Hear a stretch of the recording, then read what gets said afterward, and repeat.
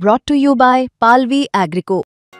पालवी ॲग्रिको, भारताचा पहिला AI तंत्रज्ञानावर आधारित B2B आणि B2C ई-कॉमर्स प्लॅटफॉर्म। शेतीसाठी जे काही लागणार थेट तुमच्या बांधावर पोहोचणार, मोबाईलच्या एका क्लिकवर। नवरात्री उत्सव आणि गरबा उत्सव हिंदू धर्माचा मोठा उत्सव आहे।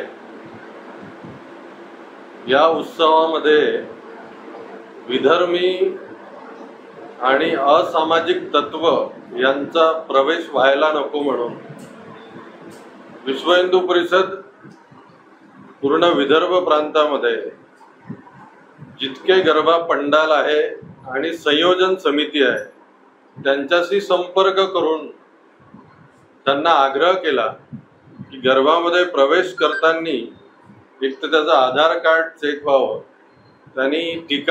त्यांनी लावलेला पाहिजे आणि मातेची पूजन करूनच त्यांनी प्रवेश केला पाहिजे असा आग्रह आम्ही पूर्ण गरबा पंडालात केलाय। आणि विदर्भाच्या साऱ्या शहरात, जिल्ह्यात आणि प्रखंड स्थानापर्यंत आमचे कार्यकर्ते यांनी संपर्क केला। याच्याशिवाय काही गरबा पंडालाने आम्हाला मान्यता दिली नाही किंवा मानले नाही। त्याच्यासाठी आम्ही एक टीम बनवली आहे की गरबा सुरू असताना आमचे कार्यकर्ते जाऊन तिथे काय हालचाल सुरू आहे असं काही लक्षात जर आलं तर आम्ही संयोजन समितीच्या लक्षात आणू, तर तिथेही नाही जर काही झालं तर आम्ही पोलीस प्रशासनाला सूचना करू, आवश्यकता पडल्यास तर गुन्हा दाखल पण करू।